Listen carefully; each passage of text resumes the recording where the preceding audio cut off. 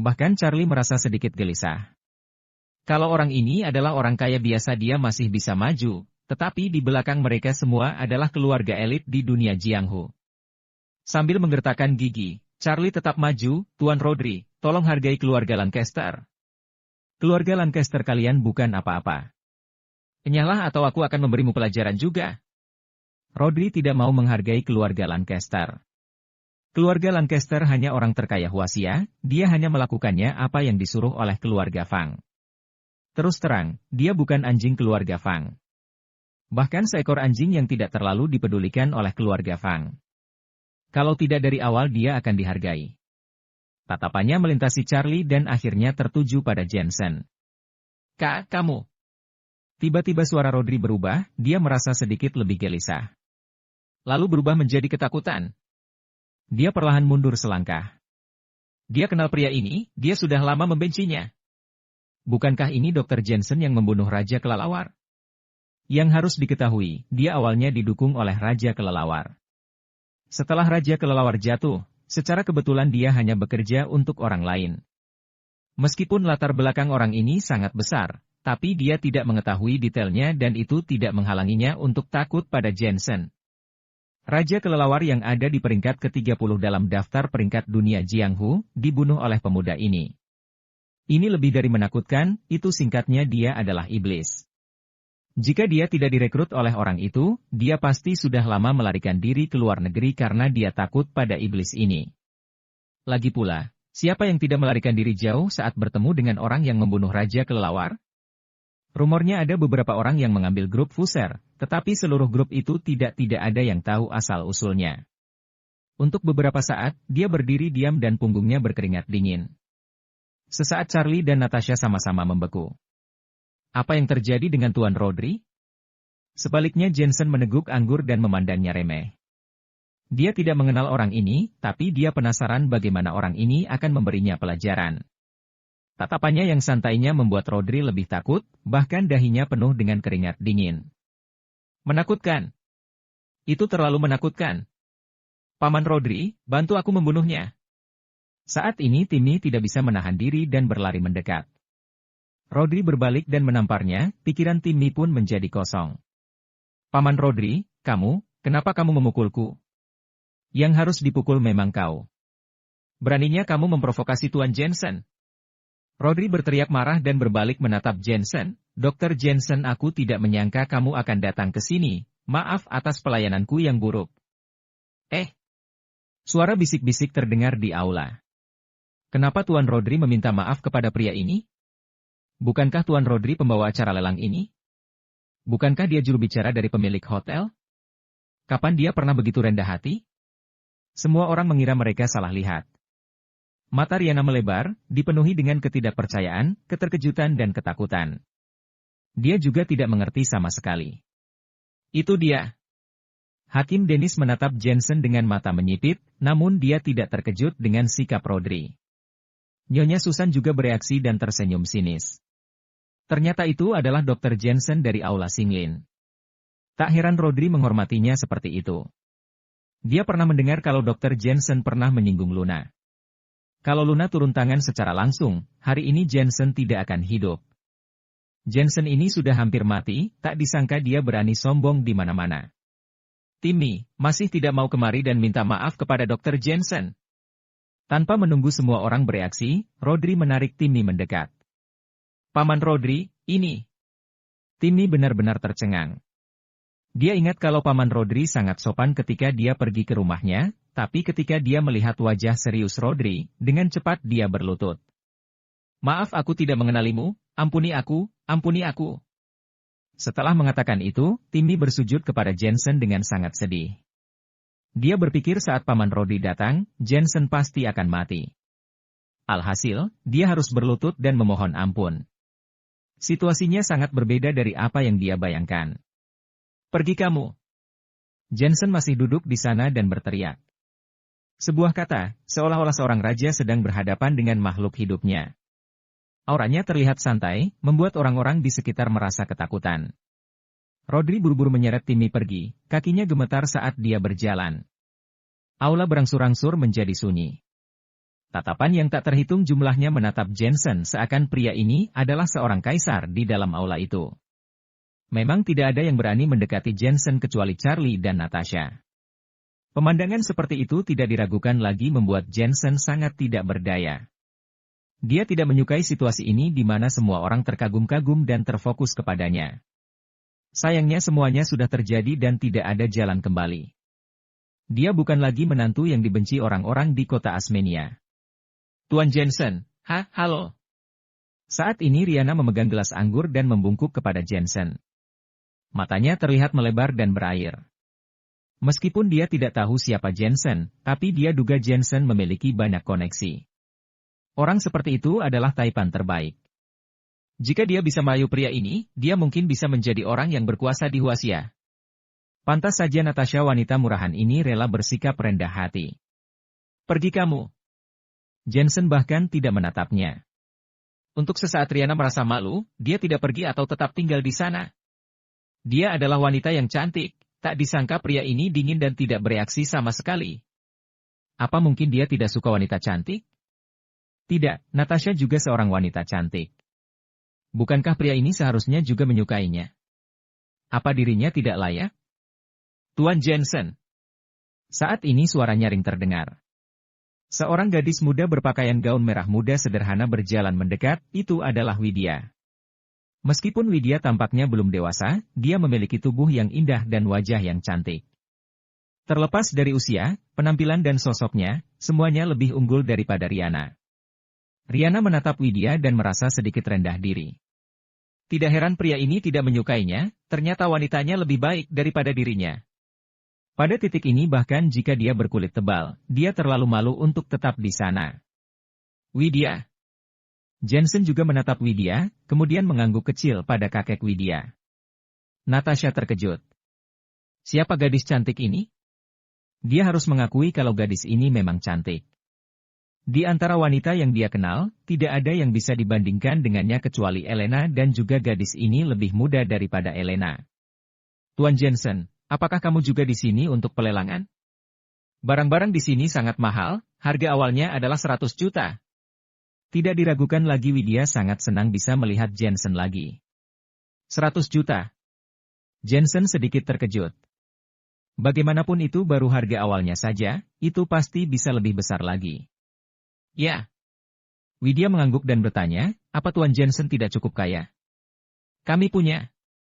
Meskipun dia tahu kalau Jensen adalah dokter terkenal dan bahkan dia tahu kalau Jensen memiliki perusahaan, tapi beberapa ratus juta bukanlah uang yang bisa dikeluarkan dengan mudah. Mau tidak mau Jensen menatap Natasha. Dia tidak tahu berapa banyak uang yang dimiliki rekeningnya, tetapi alasan utamanya adalah aliansi bisnisnya akan segera digabungkan. Uang ini mungkin akan digunakan untuk penggabungan bisnis. Natasha sedikit mengernyit dan berkata, Jensen, dana kegiatan kita sekitar 2 miliar. Dimanapun 2 miliar cukup untuk membeli apapun. Namun, ini adalah pelelangan kelas tinggi. 2 miliar mungkin tidak bisa membeli tungku pil. Dr. Jensen, aku punya. Melihat Jensen salah tingkah, Charlie berinisiatif untuk memberikan usulan. Jensen menggelengkan kepalanya, uang siapapun tidak ada yang tidak didapatkan dengan mudah, apalagi miliaran. Dia memandang Widya dan bertanya, apakah di sini menerima benda berharga? Terima, akan ada pusat penilaian dalam pelelangan. Selama melewati penilaian benda itu bisa dihargai, tetapi benda berharga biasa sulit dihargai oleh mereka. Widya menjelaskan. Begitu selesai berbicara, Jensen mulai melangkah pergi. Jensen mencari Rodri dan memintanya untuk membawanya ke tempat penilaian benda berharga. 10 menit kemudian di lantai atas hotel, Jensen muncul di sebuah aula. Rodri tidak berani masuk, dia hanya membuka pintu dan pergi dengan sopan. Jensen melangkah masuk dan melihat aula besar dengan beberapa orang sedang bermain petak umpet. Yang membuat Jensen terdiam adalah ada 5 orang yang bermain petak umpet, 2 wanita dan 3 pria tua. Ini adalah bos di belakang layar hotel? Perlu diketahui, bos di belakang layar bahkan memberi wajah kepada Nyonya Susan keluarga Gibson. Bagaimana dia bisa bermain petak umpet? Apalagi Jensen seperti melihat seorang kenalannya lagi. Aku menangkapmu, kamu ini, biar ku tebak, Paman Tio. Seorang gadis tiba-tiba memeluk Jensen dengan mata tertutup kain hitam. Jasmine, ini aku. Jensen membiarkannya memeluknya, dia berkata sambil terheran-heran. Suaramu sangat familiar. Otot dadamu padat sekali dan otot tanganmu juga bagus, terutama pahamu, mereka sangat kuat. Paman Tio sudah tua, dia tidak memiliki otot-otot seperti ini.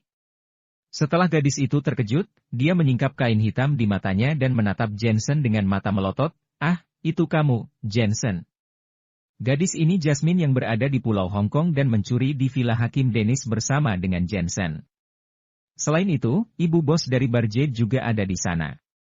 Bersamaan dengan itu, ibu bos juga datang menghampiri dan menatap Jensen heran. Setelah dia melakukan pengobatan Jensen, psoriasisnya memang sudah sembuh dan dia menjadi jauh lebih cantik. Kenapa kamu bisa ada di sini? Jasmine bertanya.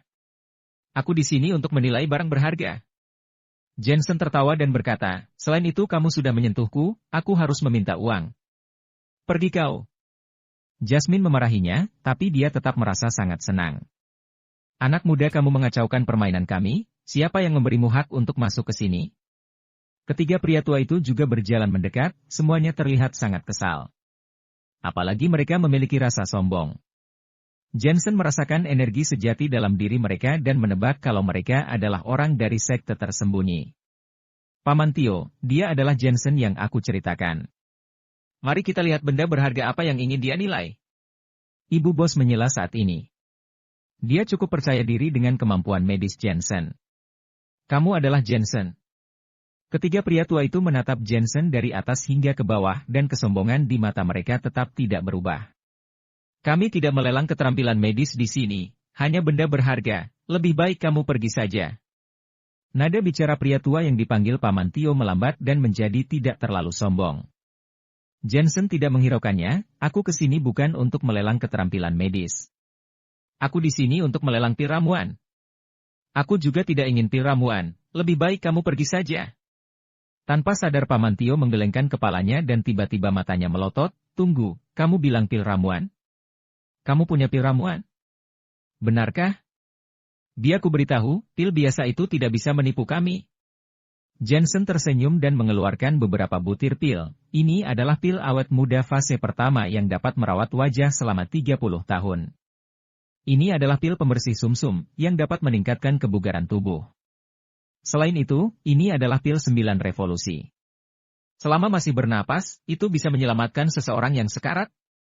Ketiga orang tua itu mengerutkan keningnya dan mengambil pil ramuan untuk melihatnya dengan saksama. Ada tanda pil, ini pil asli. Ya Tuhan, tak disangka ada orang dari dunia fana yang memiliki pil ramuan dan ini adalah pil awet muda fase pertama asli. Aku pernah melihatnya di buku-buku kuno sekte. Nah, dari mana kamu mendapatkan pil ramuan ini? Ketiganya dengan cepat mendongak dan menatap Jensen kaget. Apa kamu perlu menanyakan asal-usul benda berharga itu untuk menilainya, ucap Jensen pelan. Dia sebenarnya cukup terkejut dengan kehebohan ketiga orang ini. Bukankah mereka dari sekte tersembunyi? Mereka seharusnya pernah melihat pil ramuan sebelumnya. Mungkinkah di sekte tersembunyi, pil ramuan juga benda yang sangat langka? Itu tidak perlu. Ketiga pria tua itu mengangguk canggung, namun tatapan Jensen juga berubah. Bagaimanapun dengan memiliki pil berharga di tangannya, orang ini memang sedikit luar biasa. Satu persatu dari mereka menatap ibu bos itu, kamu kemari. Ibu bos segera memanggil Jensen untuk duduk. Dia mengenakan cheongsam dan pahanya dibungkus dengan stocking sutra, dia terlihat cukup anggun. Dr. Jensen, dari mana kamu mendapatkan pil ramuan ini? Ibu bos itu bertanya langsung ke intinya. Kalau aku mengatakan aku mendapatkannya di lubang runtuhan di Lop Nur, apakah kamu akan percaya? Jensen tidak mengatakan kalau dia sudah menyempurnakannya. Alasan utamanya adalah dia merasa orang-orang ini terlalu bersemangat. Dia sangat takut mereka akan menangkapnya untuk memurnikan pil. Melihat Jensen tidak menjawab langsung, ibu bos tidak melontarkan pertanyaan ini lagi. Dia tersenyum dan berkata, berapa banyak dari 3 pil ini yang ingin kamu lelang? 5 pil awet muda fase pertama, 10 pil pembersih sumsum dan 1 pil 9 revolusi. Masing-masing seharga 2 miliar, 1 miliar dan 5 miliar. Jensen berkata dengan pelan, ini pendapatku, aku ingin tahu apa pendapat ibu bos. Harga pil ramuan ini bisa naik 2 kali lipat. Ibu bos berkata dengan pelan. 2 miliar untuk pil awet muda fase pertama, jika ditempatkan di pasar internasional, akan ada banyak orang berebut untuk mendapatkannya. Adapun pil pembersih sumsum, beberapa keluarga elit di dunia Jianghu mereka juga rela menghabiskan uang untuk keturunan mereka. Belum lagi pil 9 revolusi, pil penyelamat nyawa itu tak ternilai harganya. Bagaimana kalau begini? Aku akan menjual pil ini kepada ibu bos. Adapun berapa banyak ibu bos ingin melelang, itu semua terserah ibu bos. Kata Jensen sambil berpikir. Menjual semuanya padaku? Tubuh ibu bos itu tersentak. Apakah ibu bos tidak mau menerimanya? Jensen tersenyum. Tentu saja aku mau, aku membelinya berapapun harganya. Ibu bos itu menahan kegembiraannya. Bahkan sejak awal dia sudah menyukai pil awet muda fase pertama, dia berpikir untuk diam-diam mengambil beberapa butir, satu untuk setiap adik seperguruannya. Ini ada kartu ban dengan password angka 77 kali. Ada 30 miliar di dalam kartu itu. Aku memberikannya kepadamu sesuai dengan harga diskon dari harga lelang. Selain itu, Barjetku berutang budi padamu, kamu boleh meminta apapun. Ibu bos itu menyerahkan kartu ban itu kepada Jensen. Jensen tersenyum dan menjawab, terima kasih. Dengan cara ini, aku akan punya cukup uang untuk pelelangan. Setelah mengatakan itu dia berdiri dan pergi, tetapi tidak menyebutkan bantuan apa yang dia inginkan dari Barjet. Dia tahu kalau bantuan ini pasti akan berguna pada saat penting. Misalnya digunakan untuk mencari tahu keberadaan Elena. Atau menemukan Justin. Saat Jensen pergi, aula masih sepi. Ibu bos, apa asal-usul Jensen ini? Kenapa dia punya pil ramuan? Sesaat kemudian ketiga pria tua itu semua memandang ibu bos dengan serius. Seorang dokter terkenal di dunia fana. Ibu bos tidak mengatakan apa-apa, tetapi di matanya ada cahaya yang penuh arti. Dia memiliki intuisi kalau pil ini sudah disempurnakan oleh Jensen. Jensen kembali ke aula pelelangan. Saat ini pelelangan sudah dimulai, tetapi banyak orang yang menatapnya tajam. Ada Nyonya Susan dan Riana mengatakan sesuatu di sampingnya, membuat Nyonya Susan menunjukkan senyuman mengejek. Telinga Jensen sangat bagus, dia pun mendengar kalau ini tentang aliansi bisnis Senlena. Tampaknya di pendirian aliansi bisnis Senlena, keluarga Gibson akan membuat masalah. Selanjutnya ada Hakim Dennis, dia justru mengangguk kecil pada Jensen. Terakhir kali, dia beradu ilmu medis dengan Master Azura dari Akademi Lembah Hantu, Hakim Dennis juga hadir. Di permukaan, dia makin takut pada Jensen dan menyerah. Namun, setelah kejadian itu, serangan rahasia dari buku Luban memberitahu Jensen kalau Hakim Dennis tidak menerima peringatannya. Tanpa menghiraukan mereka, Jensen kembali duduk ke tempat duduknya. Jensen, bagaimana? Natasha bertanya penasaran. Aku mendapatkan 30 miliar, ucap Jensen.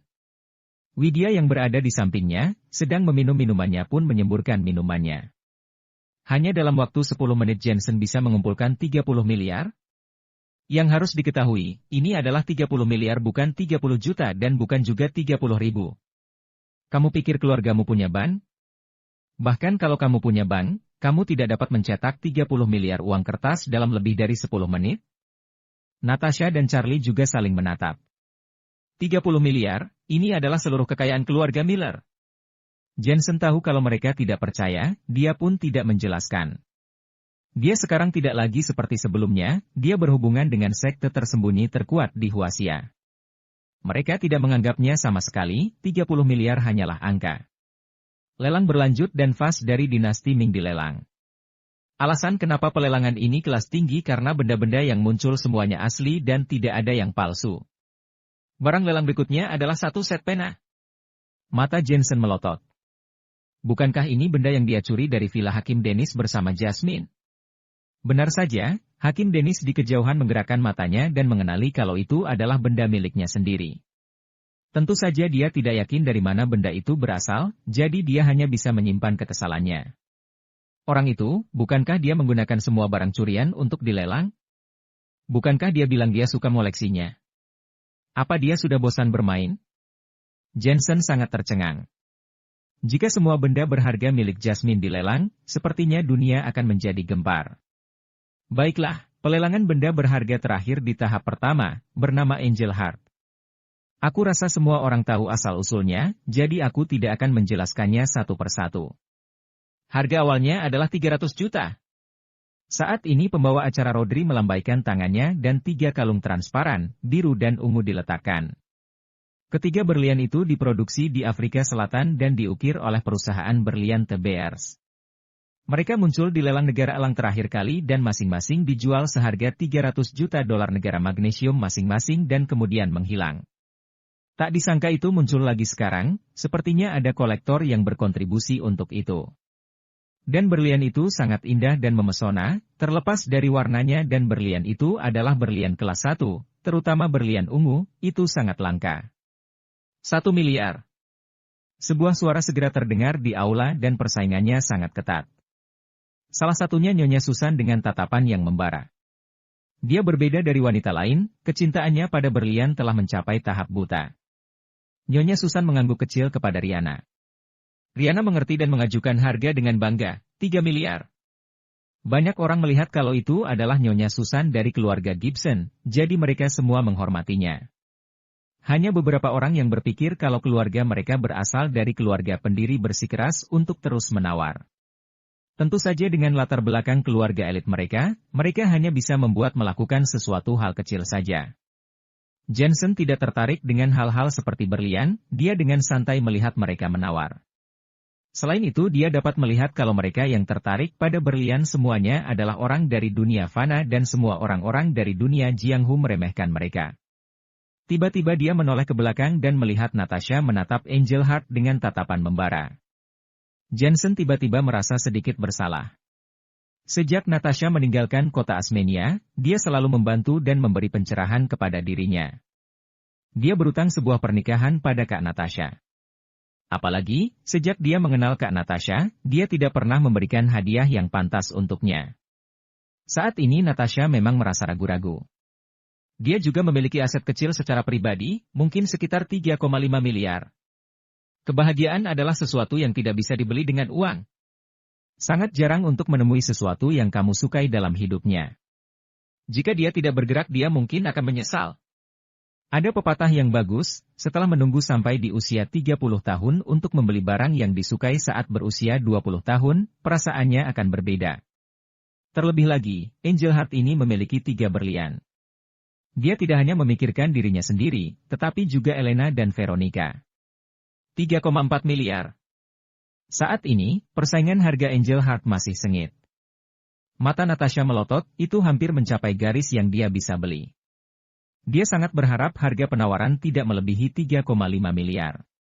Melihat ini Jensen ingin mengulurkan tangan dan berteriak untuk mengajukan harga, tetapi saat ini sebuah panggilan masuk di ponselnya, itu adalah nomor asing. Halo, kamu cari siapa? Ini aku, Jasmine. Apa kamu menyukai Angel Heart? Selama kamu mengatakan sesuatu, aku akan membelikannya untukmu. Aku punya uang sendiri. Kakak mengatakan kalau uang itu untuk membeli pil ramuan MU. Angel Heart dihitung terpisah, aku akan memberikannya padamu. Biarkan aku memberitahumu secara diam-diam, aku yang mencuri benda ini dan membelinya tanpa menggunakan uang. Jasmine menutup telepon itu sambil bercanda. Seorang pembeli yang tidak mau disebutkan namanya telah menawar 10 miliar. Saat itu terdengar suara dari earphone yang dikenakan Rodri, suaranya pelan. Semua orang terdiam. Harga sebelumnya hanya 3,4 miliar, dalam sekejap mata melonjak menjadi 10 miliar. Siapa yang mampu membelinya? Saat ini Nyonya Susan yang berniat untuk memenangkan Angel Heart terdiam. Wajah elegannya diam-diam menjadi lebih murung, seolah mainan favorit direbut orang. Nyonya, lihat. Riana tidak berani menawar dengan sembarangan. Bagaimanapun, 10 miliar bukanlah uang dalam jumlah kecil. Berikan saja kepada mereka, aku ingin tahu siapa pembelinya. Nyonya Susan memegang gelas anggur di tangannya yang sedang menyekaket kuku merah dan meminumnya dengan pelan. Siapa yang berani merebut benda dari keluarga Gibson adalah hal yang berani di Huasia. Terlihat rasa tidak berdaya muncul di hati Natasha. 10 miliar berada di luar toleransinya. Dia tidak diragukan lagi dia sudah kalah. Bagaimanapun dia berpikir kalau dia sudah kaya di Huasia karena dia memiliki aliansi bisnis. Namun, setelah memasuki kalangan yang paling tinggi, dia menemukan kalau dia tidak ada apa-apanya. Tuan Rodri, aku ingin tahu siapa pembeli yang tidak mau mengungkapkan namanya ini? 10 miliar, itu jumlah yang sangat besar. Seorang tuan muda playboy berteriak kesal saat ini. Dia bersaing harga dengan Nyonya Susan sebelumnya, tapi dia dipotong. Tuan muda Drake, karena pihak lain tidak mau mengungkapkan namanya, maka jangan bertanya. Rodri tahu siapa pihak lain itu dan latar belakangnya adalah keluarga elit di dunia Jianghu. Kentut, aku curiga pelangganmu sudah melakukan kecurangan. Kalau kamu tidak memberikan penjelasan hari ini, keluarga Drakeku tidak tinggal diam. Tuan muda playboy itu berdiri dengan marah, sikapnya sangat arogan. Pegang kedua tangan tuan muda Drake dan usir dia dari pelelangan. Dengan wajah marah Rodri memberi perintah. Keluarga Drake hanyalah keluarga elit kecil di dunia Jianghu. Beraninya mereka bersikap sombong di sini? Kamu berani? Aku ini dari keluarga Drake. Coba saja kamu pergi ke barat laut dan cari tahu siapa yang tidak mengenal keluarga Drake kami. Tuan muda playboy itu sangat marah, tapi dia sudah ditangkap. Pengawal yang mengikutinya tidak berani bergerak. Mereka bisa merasakan kalau mereka melawannya, konsekuensinya adalah mati. Di belakang layar Hotel Pearl memang orang yang sangat berkuasa. Kalian tidak boleh menyentuhku. Pengawal. Ah. Setelah meninggalkan aula, jeritan menyedihkan terdengar dari luar. Orang-orang yang hadir bergidik ketakutan, bos di belakang layar hotel ini memang menakutkan. Mulai sekarang, setiap tahunnya keluarga Drake akan masuk ke dalam blacklist, mereka tidak ada yang diizinkan untuk berpartisipasi. Rodri menatap semua orang dan berteriak. Semua orang tampak beruntung. Bagaimanapun pelelangan ini bukanlah sesuatu yang bisa diikuti oleh orang biasa. Bisa berpartisipasi di dalamnya adalah pengakuan dari status mereka di dunia Jianghu. Selanjutnya adalah lelang untuk tahap kedua. Suara Rodri kembali melayang keluar.